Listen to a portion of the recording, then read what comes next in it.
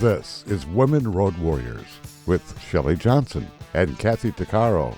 From the corporate office to the cab of a truck, they're here to inspire and empower women in all professions. So gear down, sit back, and enjoy.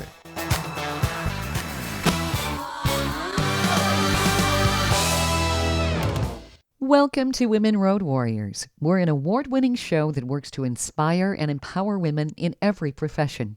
Our goal is to power women on their road to success. We tackle all kinds of topics, and we work to encourage women to be their very best with informative guests and women who've been champions. I'm Shelley, and Kathy's on assignment. No topic is taboo on our show. We tackle the tough topics along with the not-so-tough topics. And we like to feature experts and celebrities who can assist women in being the very best they can be. Women have come a long way in the television and journalism fields, with many trailblazers who've opened doors before us. Still, many groups of people are underrepresented in news and television. We wanted to talk to a broadcast journalist who's changing that and making waves in media. Yasmine Tanres is the lead host and co-producer of A Look Into Our America. This is a groundbreaking show on Chime TV that celebrates and amplifies voices from marginalized communities and stops stereotypes. It's designed to foster unity. That's exactly what we love on Women Road Warriors. Yasmine also interviews A-list celebrities at red carpet events and press junkets for Golden TV. She MCs corporate, entertainment, and Hollywood events. She's been recognized with the Top Face of Hollywood Award by the Hollywood Chamber of Commerce. Yasmine brings an international and multicultural flair to her work. She's traveled the world, which has given her a unique understanding of many people. She's a captivating force in media and brings a British charm with Spanish and Chinese heritage. I have Yasmine with me today to talk about her career, her challenges, and what she's doing. Welcome, Yasmine. Thank you so much for being on the show. Hi, Shelley. Thank you so much for having me. And that was such a great condensed introduction of what I have out there. So thank you for that. You're very welcome. I'm really impressed with you. You're such a trailblazer in your own right. You're an amazing lady. You've accomplished so much so early in your career. You speak multiple languages. And I was reading you got an early start in television in London with their first youth-led news show. I believe that partnered with the BBC. Correct. Yes, that's very early days right there. But yes, that's how I got my foot in the door. How interesting. And you had said in school you were kind of shy. How did you get into the field? Oh my gosh, that's a great question. Because I found that whenever I do share this story, people are amazed by it. And it just comes to show that when you experience a weakness and turn it into a strength, what triumphs and success you can ultimately get out of it. So, as you've mentioned there at school, I was incredibly shy, not even just at school, but from a very young age. I was a very observant little girl. And my mom, on the other hand, she's Spanish. And the Spanish culture is very loud, expressive. And I, on the other hand, I'm also half Chinese and Indonesian, which tends to be sort of a little bit more quiet and adaptive, which I do want to get into later on because I think that needs to be challenged, really. But that was sort of the thinking, and how I then expressed myself was being just very quiet, observant. And it wasn't until around about I was 20 years old, I believe, and I was at university doing German studies, and I did an internship at a TV distribution and production company in Germany. And through that internship, I was ultimately able to go to America because they had production facilities there, and I really wanted to experience living and working abroad. And so then coming to America, I met a director who focuses on a lot of celebrities doing commercial work and music videos, and then would fly out to London quite often. And so we'd meet up, and then I'd meet all these celebrities through him, which was, as a 19, 20-year-old, you're just like, wow, what a different world this is. And I remember meeting this host who actually was quite well known in the UK, and she became an actress here in the US. Her name's Jamila Jamil on The Good Place. Mhm. That's a show that I think people would know here. And she pointed out, oh, what do you want to do when you're older? And I said, I honestly don't know. At the time, I thought, I could be good at marketing and communications because that's what my mum thought I could be good at. And when you're a young kid and you don't quite know what you want to do and what you're good at, you sort of go by what people see in you. Sure. And at that point, when she said, you've got languages, you've got a look, why don't you try hosting? And her being a host, I thought, I'm going to take that ping. But the problem is that I hate presenting. In fact, at university, when we had courses where you had to present, it was maybe just 10% of your grade. I would avoid that course and I would take a different course that was 100% written examination, just so I could avoid standing in front of people, even if it was just 10% of my mark. But the anxiety behind it was so strong. I would just lose my breath. I would just start to feel the tingling, just having a full on anxiety attack. And I realized I can't let that fear take control of my life in that way. And so I went on online. I found on a meetup group this workshop that was only for one day, and it was called Overcoming Your Fear of Public Speaking. And so I attended that, and it was sad because I was the only one that attended aside from the teacher. And so the whole thing of speaking in front of people kind of fell flat on its face. But I got a lot out of it. She was such a great teacher. And I then pushed myself to put myself in front of people over and over again until I started becoming more comfortable and sought out for a program in which I could get into hosting, TV reporting at the time. And that's when I found London 360, which is the show that was supported by the BBC. And so that's how I started becoming more comfortable and confident in front of the camera, in front of people, and speaking publicly. That's marvelous. You were very fortuitous to realize you had an obstacle and you were going to get around that and learn how to deal with it and rise above it. Yes. I, I guess you know what it comes down to, and I know your co-host Kathy isn't here, but reading something about her, for instance, where she had that career person tell her, "Oh, your test says you would be really great at trucking and these oversized machines," and she was like, "Wait, what?" And I can relate to that in a sense of, oh, really? When Jamila Jamil pointed it out, and I thought, I need to listen to that and trust that and try it ultimately, because you don't know what you don't know unless you try it. Oh, how true is that? And I think a lot of the things that we're afraid of never really end up being as big as we thought they were. I think we tend to make that so magnified in our minds. Yes, Hmm. 100%. Yep. Now, you must have had some champions along the way. I think that women quite often don't necessarily have the champions that they need. And did that help? I mean, you obviously saw people who saw ability in you, and to have someone believe in you at a very young age, that helps a lot. Yes, and even though I wasn't quite connected with her, it was just that one brief moment that we had, and I did later on bump into her in Los Angeles at a workshop. Oh, actually, it was a panel talk that she had put together.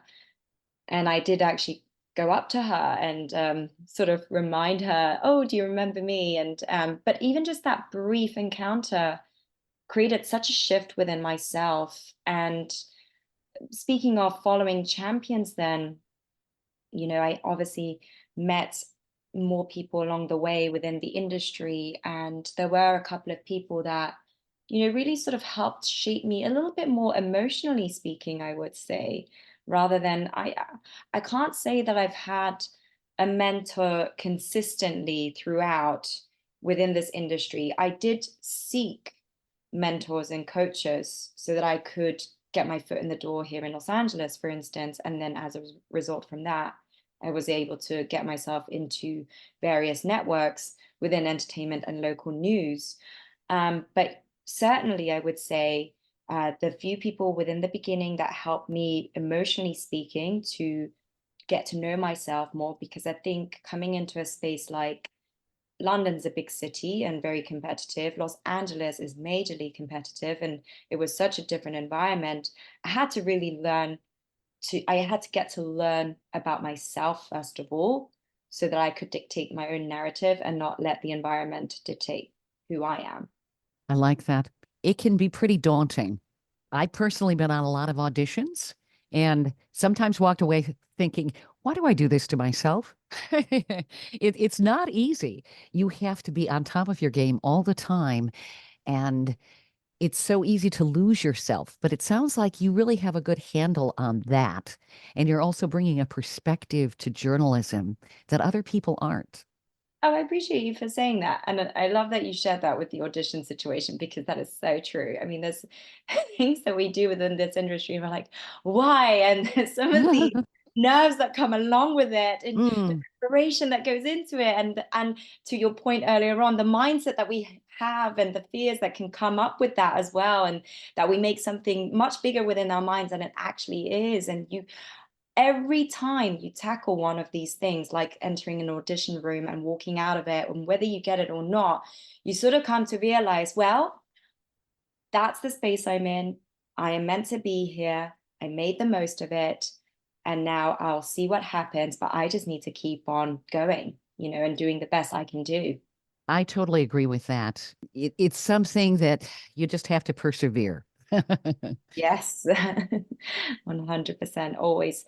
Perseverance is definitely key, especially in this industry. And when there's so much competition and there's so much content out there as well. And, you just have to ultimately face all these adversities that come your way, and rejections as well. And don't let those define you whatsoever. Just keep on going. This is good advice to anyone in any kind of career that they're endeavoring on. It really is.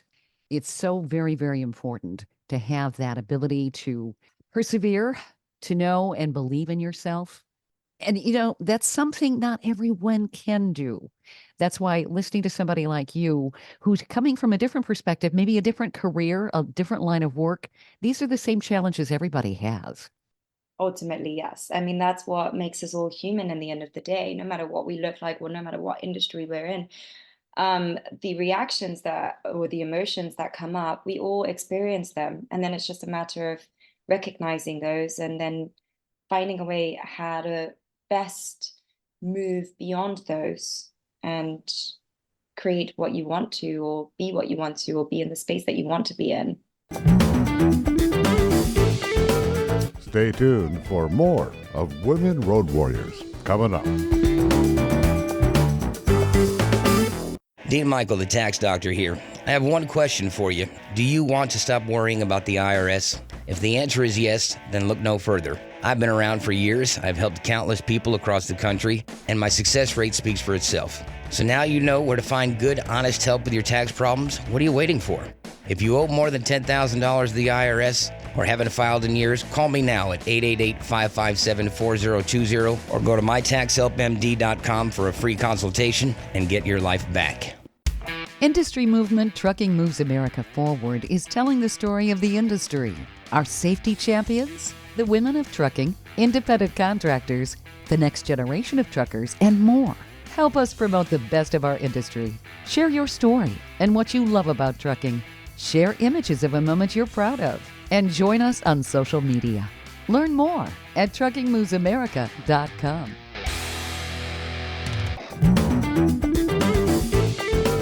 Welcome back to Women Road Warriors with Shelley Johnson and Kathy Tuccaro.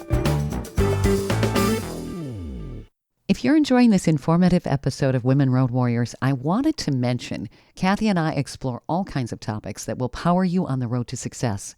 We feature a lot of expert interviews. Plus, we feature celebrities and women who've been trailblazers. Please check out our podcast at womenroadwarriors.com and click on our episodes page. We're also available wherever you listen to podcasts, on all the major podcast channels like Spotify, Apple, YouTube, Amazon Music, Audible, you name it. Check us out and bookmark our podcast. Also, don't forget to follow us on social media. We're on Twitter, Facebook, Instagram, Pinterest, LinkedIn, YouTube, and other sites. And tell others about us. We want to help as many women as possible. Yasmine Tanres is a broadcast journalist who's paying it forward. This talented TV host had champions at a very young age and has not forgotten that. Despite the competitive nature of Los Angeles, Yasmine has forged ahead, gotten to know herself and her strengths to follow her dreams and make a difference. She's making waves at television by providing a platform for dispelling stereotypes and showcasing the marginalized in our communities with the TV show A Look into Our America. She's a unifying force in television, which is so needed. Yasmine's giving us an inside look into the world of TV with a purpose and how not to let adversities define you. To persevere, no matter the objections or self-doubt you may have, to create the space you want to be in. Yasmine's definitely doing that. She strives above and beyond, no matter what. Yasmine, I love how you're doing all of this. You have a lot of wisdom for a very young person, and you've made so many strides. It had to have been, like I said, daunting going to Los Angeles from London, even though London is a very, very big city. The whole culture is different. And then you have the ability to come up with a show. This is very interesting. A look into our America that celebrates and amplifies voices from marginalized communities. I love this. What started that? What sparked that whole idea? Was it a part of your belief system, what you've experienced? Were you one of the people who came up with the idea? Mhm. I guess let me go back to my early days when I started multimedia journalism, because that's when I got exposed to so many different people and stories. And in London, as we know, it's such a vibrant and mixed culture. There's so many people from so many different parts of the world land in London. And I remember being exposed to a lot of more sort of female-centric stories and those from marginalized communities, because there's so many immigrants and refugees that are there. And so I remember thinking, I really want to focus on these underrepresented communities that are not so much spoken of or highlighted in mainstream media. And when I came to Los Angeles, I'll be honest, I felt a little bit disconnected from the world, because in London, we're very much exposed to news constantly. It's in your face. You go on the tube, you're reading the newspaper, they hand out a morning paper, an afternoon paper for free. And there's just news everywhere. And maybe as well because of the location, it's pretty central, it's close to Europe. You got Asia on one side, you got America on the other. Los Angeles, it's its own little bubble. And it's very much felt, if I'm being honest, it's where a lot of creativity stems from. And then a lot of stories come out of in the form of film and TV shows. And that is great. But there seemed to be a sense of, I may be reprimanded for saying this, but a little sense of ignorance as to really what's happening in the wider world, aside from what is happening here. And so when I came here, I noticed that I really do want to get to know the landscape and the environment of America. But at the same time, I still want to carry on focusing on underrepresented communities. And so I started, getting my foot into the door, locally speaking for news, and then in entertainment, because that's such a strong industry here in Los Angeles. And I then, when gigs sort of tend to end, because some gigs are seasonally speaking, or they just, don't have any more production budget left.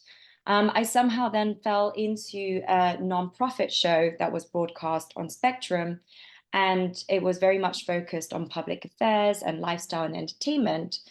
And then Chime TV came about, which only has been around since 1 year. In January 2023, it launched. And it's the first Asian network broadcast across the US in English. And so I had the opportunity to create this show. And I still wanted to maintain the integrity of, let's be able to focus on a public affairs angle. So having politicians involved, assembly members, being able to address and speak on what is happening within the Asian Pacific Islander community here in the US. And then also having a little bit more of a lighter segment like the lifestyle and entertainment portion. And I've noticed a great shift over the past few years. I've been in the States now for 7 years. And it's not until, well, since the pandemic, we know we've seen a lot of Asian hate. Mm-hmm. And it's unfortunate that that needed to happen. But as a result of that happening, and the whole world being exposed to what have been happening actually for years. Really impacted obviously a lot of people, and especially the community then. And I noticed, okay, and I think the show name itself, A Look Into America, is appropriate as well for myself to be speaking on that, because I feel like sometimes I'm talking from the outside looking in. Not being American, coming from the UK, observing what's happening in the US, specifically within the Asian community, I feel like I can talk from it in a less emotional sense. And I don't mean to sound desensitized, because I'm absolutely not, but more so from a sense of I can objectively see what's happening and therefore be able to report on it, all the while being able to elevate those voices within the community. I love this. It's so needed. What are some of the stereotypes that your show is trying to dispel? Because I know that there are tons of stereotypes with any group, but what are some of the ones that you're looking into with your particular show?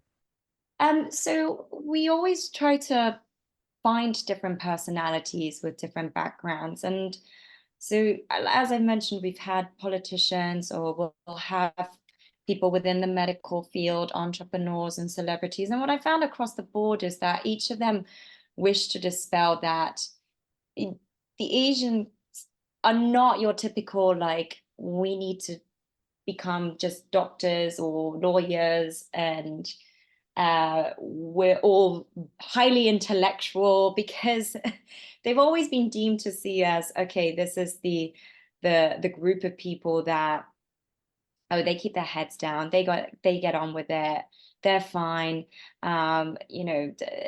Asians are also known to, in some sectors, be the biggest spenders, or the wealthiest. And so really dispelling some of those notions. Ultimately, Asians are just like everybody else. There's funny Asians, there's people that may not do so well at school and want to be more creative, and there's super creative people out there. And so it's really just trying to dispel those aspects, that the group is not as quiet or as abiding to whatever rules may be set in place.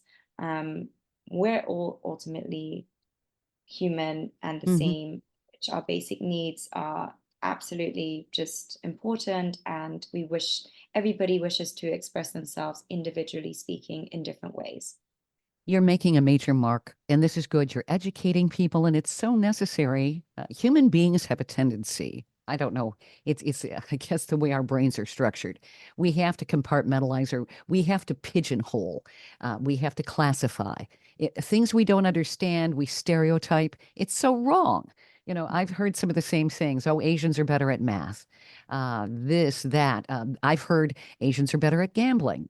Um, it's all a personal, it's based on who the person is. You can't just make a stereotype. And society has done it for thousands of years. And it's going to take a long time to turn that sort of thing around. But to have a show where people can get a real perspective, and essentially be on the sidelines and watching what really goes on and who people really are, that's how you make the change. Exactly. And I feel like it's honestly aside from everybody who is involved in telling our own stories, but I do ultimately think that media and entertainment just has such a massive influence. Hmm. And in that regard, you can break down some of these stereotypes and structures. And what's very noticeable is that, yes, the community is being more celebrated, but that is because we are celebrating ourselves. Unless we do not celebrate ourselves, and this speaks across the board for any community, Hmm. um, nobody's going to then notice what we're really proud of, or what statements we're really trying to make here. And I think what's important to note, I mean, you can notice this as well within streaming platforms like Netflix, Apple TV, Hulu. They're all trying to obviously make that conscious effort of having more diverse content Hmm. on these platforms. But I would say there's still work to be done, because you still sort of notice that it's the communities that are preaching and standing up for themselves, but that mainstream still needs to sort of be present at these, events or covering these kinds of stories as well, because at the moment we're fully advocating for ourselves, and that's absolutely necessary. But I feel like mainstream media and content can still do a better job of being more inclusive in that regard. Mm-hmm. And I like that you're trying to foster unity. When you think about it, the United States is a melting pot, and we have groups, diverse groups from all over. And you can't be unified if you don't appreciate each and every culture. Mm-hmm. Mm-hmm. And, oh, sorry, go on. What you're doing is fostering that sort of mindset. Because if we're divided because we don't understand each other and we stereotype, that is not progress. Yes. And I think something that, as you're saying this, what comes to my mind, I mean, the country itself is called United States. Yeah. And it's unfortunate because I see it as divided states. I don't really see it as united whatsoever. If we're talking about the community itself as well, for instance, and this is one thing that we're really trying to work on as well, as a show, A Look Into America, but even as a program, a network, Chime TV and Golden TV, is to also unify within the community, because something that really shocked me and that I wasn't even privy to was the fact that even within the Asian communities, there have been massive segregations and stereotypes about each other, being Vietnamese, you're different, being Thai, you're different, being Japanese, you're different, being Chinese, you're different. And given sort of history and context, then there have been a lot of divide even amongst within the community. And so what we're really trying to challenge here is that, and foster the unity so that we can all bandwidth together and become stronger. Mm-hmm. Have you gotten pushback with any of that? From anybody specifically, or? Just in some of the different communities, because people get stuck in their ways. They like to make sweeping generalizations even among themselves. Have you gotten any kind of pushback where they don't want to change? That's an interesting question. Actually, no. Okay. So far. Good. It is good. And I think that speaks upon the fact that, okay, I will say that I think over the years of seeing films like Crazy Rich Asians, but then, the last year has been amazing with Everything Everywhere All at Once and then Past Lives. I would say because there are these wins that are happening more mainstream within media and entertainment, it is allowing for the younger generation, it's sort of almost giving that permission for the younger generation to really just go for their dreams, at least here in America. I can't speak for anywhere else in the world right now, but I think the older generation, therefore, watching the younger generation or even this generation having those wins, sort of then noticing, there is a different way of living and doing something for yourself and creating your dreams. And I think that's highly appreciated because I've noticed sort of the people that maybe a little bit in the older range who watch the program coming up to me and saying, really enjoy these conversations. And I think it's very eye-opening for them, because they probably then look back in their own lives and think, oh my, perhaps I could have done something different. But now is just the time. So we're really riding that wave. Mm-hmm. And you're basically at the head of that wave, which is great. This is good. Starting the conversation and opening eyes and creating the enlightenment. That's a great place to start. Stay tuned for more of Women Road Warriors coming up.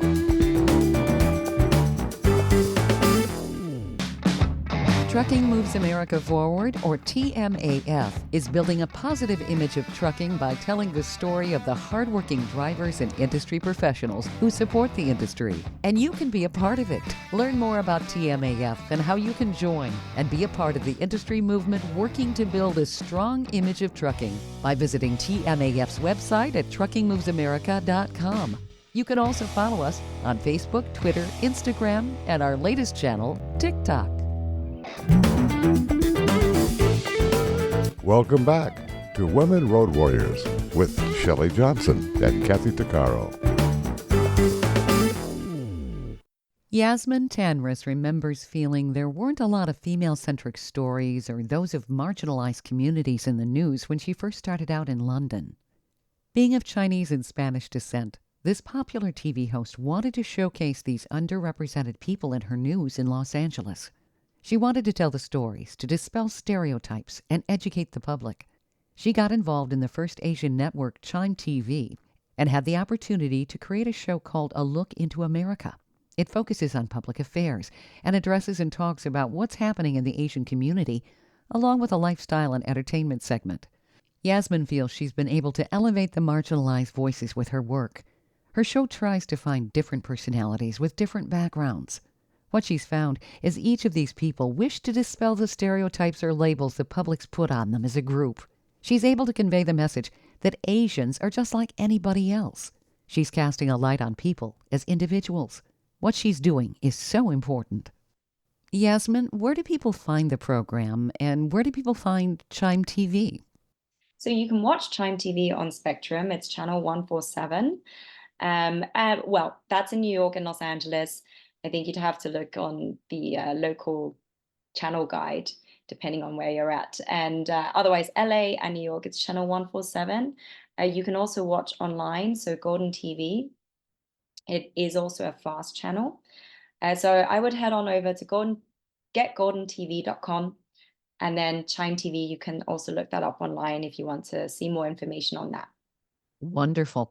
I highly recommend people look into that, at the very least, just to see a new perspective. And I've always been one who likes to look at those. Life is not monochrome. There's so many different facets to everything.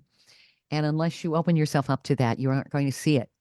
Absolutely. And, I really appreciate you for saying that and also sharing that, because ultimately, we may be putting these stories out and we obviously want the Asian community to feel like a sense of belonging and empowerment. But ultimately, we really want others to notice, hey, this is who we are and this is what we're all about as well as. And we don't want to appear as exclusive to the Asian community, not at all. This is really for everybody and anybody. And I know further down the line, we would also like to include stories from other, let's say, marginalized communities and backgrounds, and not just the Asian Pacific Islander community. But for now, this is where we're starting off because we're a part of it, and we want to make sure that that is solid.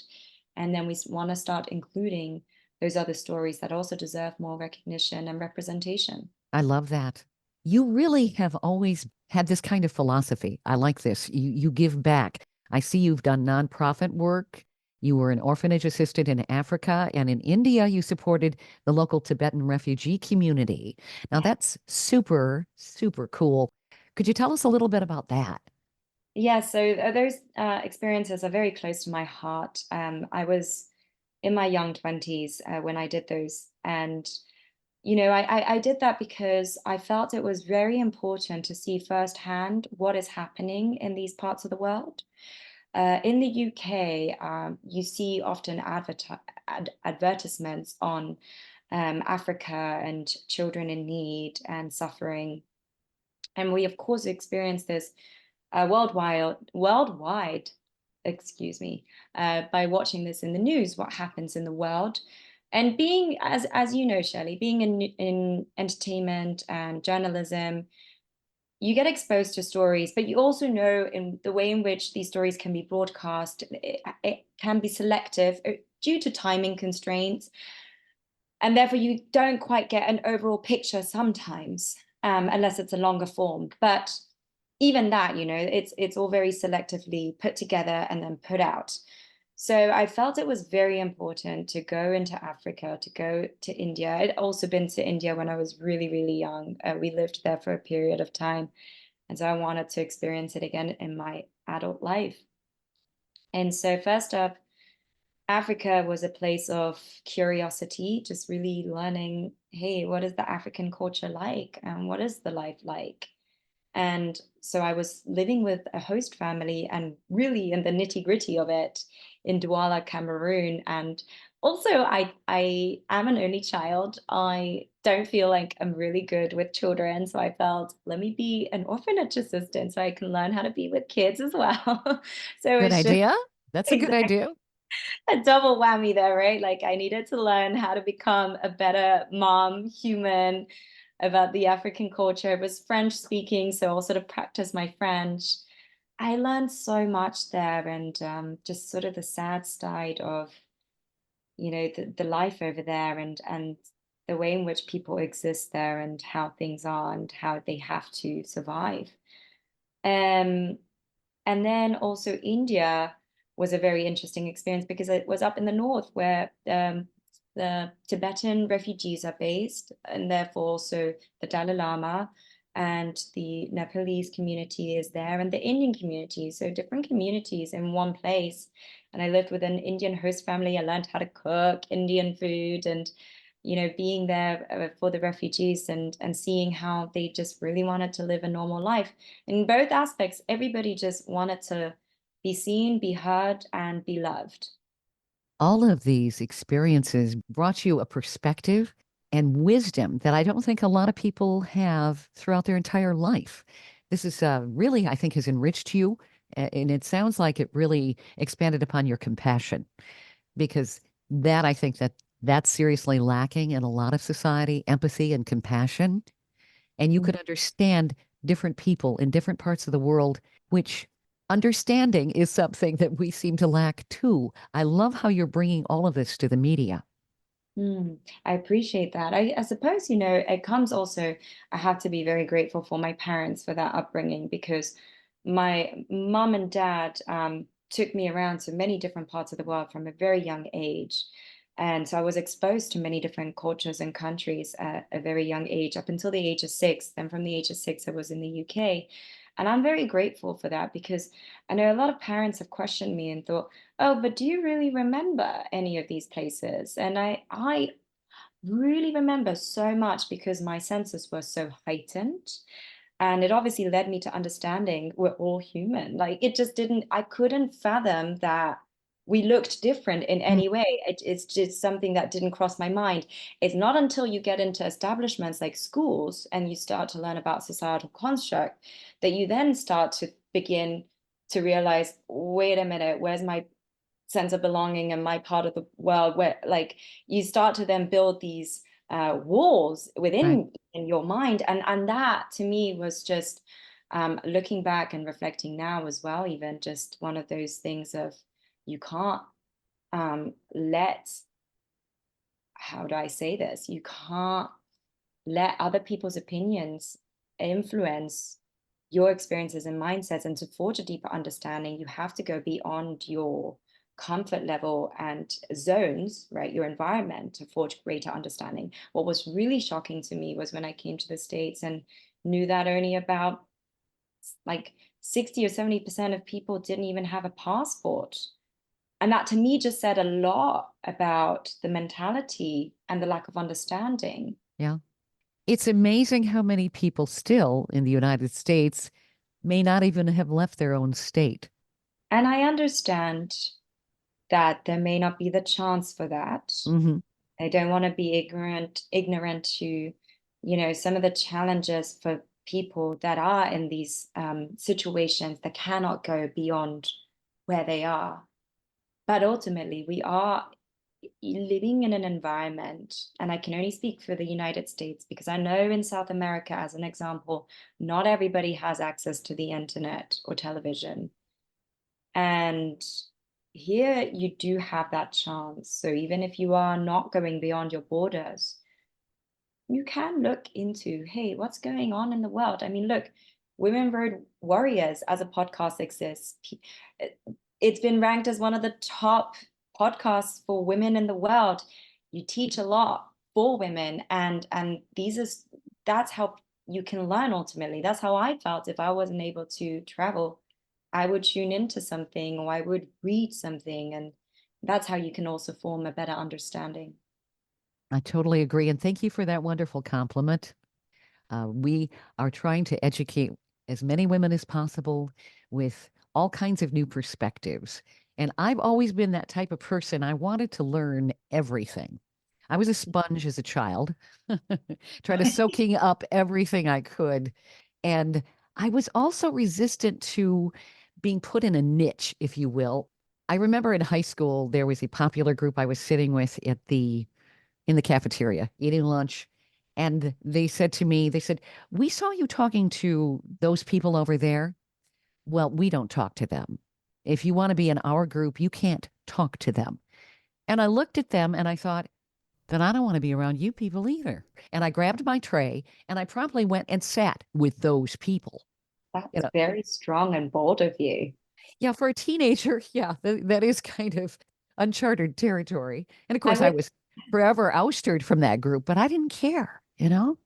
That's very strong. I feel that's very forward of you in some ways, because I feel that people can be easily persuaded into whatever the majority will say. And that is kind of coming back to what our show is trying to do. It's to not abide to what the majority is saying, so we can create our own narrative. But I would say on a personal level to you, I'm amazed that you did react that way, and seriously applause to you for that. Because I think that today we're seeing this like in the landscape of social media, where people feel like, especially the younger generation, need to abide to a certain way of conforming in order to be noticed, put themselves out there, or be feeling like they're part of a club, to be feeling like they are seen, they are heard. But that comes along with a lot of mental health issues and a lot of just letting others, or the way in which today's world may work, sort of dictate how you feel like you need to live your life or the choices you want to make, rather than defining it for yourself. Because from what I'm picking up from you and that story, is you defined that for yourself. You didn't care what the majority or the popular group had to say. You stood up to them and said, no, this is what feels right to me and I want to do this. People can learn from that. Well, thank you. Yes, I was always kind of a little bit of a rebel on some of that. And I didn't like to necessarily follow the social crowd. And I still, I like to see people have individualism and, not get into a situation where, oh, you aren't supposed to like that person. Well, you don't even know that person. Why would you make that kind of a decision? Why would you make that kind of judgment call? And as a society, unfortunately, that goes on. And what you're doing is making such a huge impact. And I love it. Stay tuned for more of Women Road Warriors coming up.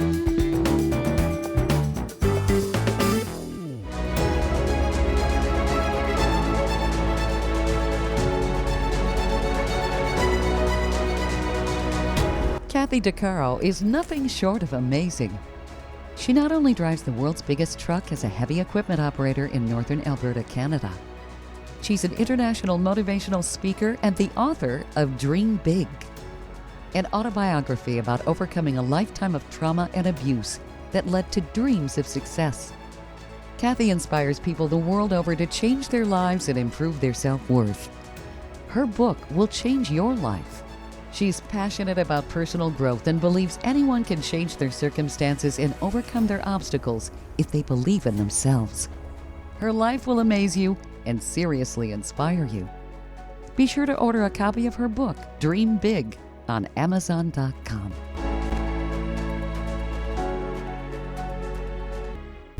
Industry movement Trucking Moves America Forward is telling the story of the industry. Our safety champions, the women of trucking, independent contractors, the next generation of truckers, and more. Help us promote the best of our industry. Share your story and what you love about trucking. Share images of a moment you're proud of. And join us on social media. Learn more at truckingmovesamerica.com. Welcome back to Women Road Warriors with Shelley Johnson and Kathy Tuccaro. TV host and journalist Yasmine Tanres is making a difference by dispelling stereotypes and educating the public about marginalized communities.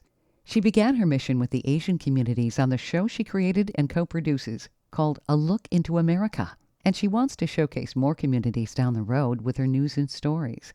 Yasmine is driven to help many people, especially those who are marginalized. She's had great exposure to many cultures during her travels as a child and adult, and gained a great appreciation for humanity as a whole. She realized many people don't get to experience different cultures and are caught up in prejudicial stereotypes. She's working to dispel those labels that detract and divide humanity and devalue groups of people. She's an amazing journalist. Yasmine, before we run out of time, I wanted to touch on your industry. For those who might want to go into broadcast journalism and maybe do something like you're doing, what do you recommend for women? I love this question because ultimately there really isn't one way of doing any of this.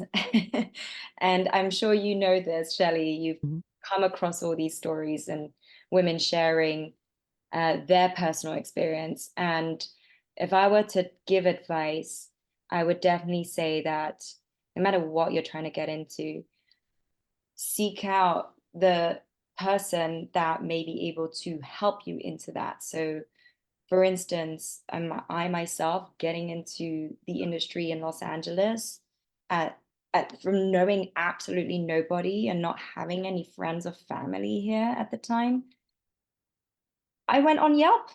I found a coach. And I just said, I know I just need to learn from somebody who knows the ins and the outs here and how things are done or presented here. And then, that person can see your determination and willingness, and that you're able to be, take guidance and direction and help you out. And also, really voicing what it is that you would like to learn or get into is so powerful as well, because otherwise people don't really know where to help you or how to help you progress forward. But I would say as well, when you are asking for those help or that support, to also always find a way to give back, and that could be to that person, whether that be directly or indirectly, but never taking anything for granted whereby a person helps you. And even if it's just a brief moment in time that you get to spend with that person that can help you or guide you, to always have that gratitude, show that gratitude, and give back in some way or form. I love this. Yes. Too many people forget their roots. They forget where they came from, and to be able to give back. That's what it's all about, paying it forward in every aspect of life. If we all did that, wouldn't it be a wonderful place? Absolutely. I Yeah. think we'd enjoy our life a little bit more, and it's a much more positive cycle to be in, just being able to voice and state your needs as clearly and as defined as possible, and at the same time being open to receiving and giving back. I love this. Yasmine, you're a tremendous inspiration. I love this, and I love what you're doing. Where do people find you again? Thank you so much, Shelley. You can find me on Instagram at Yasmine Tanres. My website is yasminetanres.com.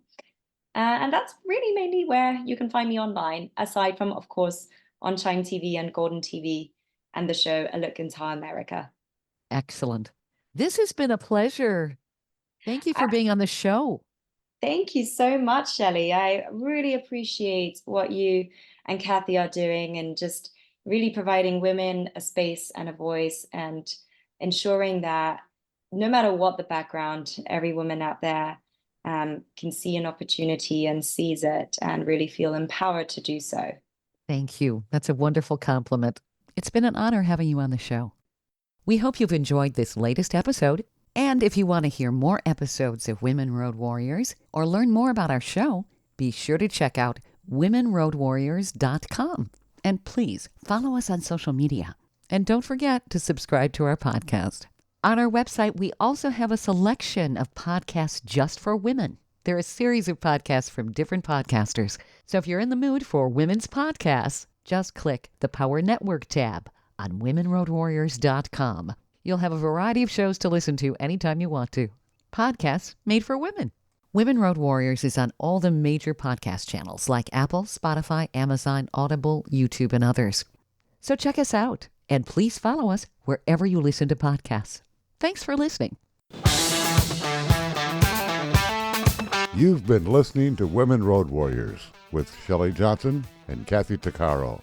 If you want to be a guest on the show or have a topic or feedback, email us at sjohnson@womenroadwarriors.com.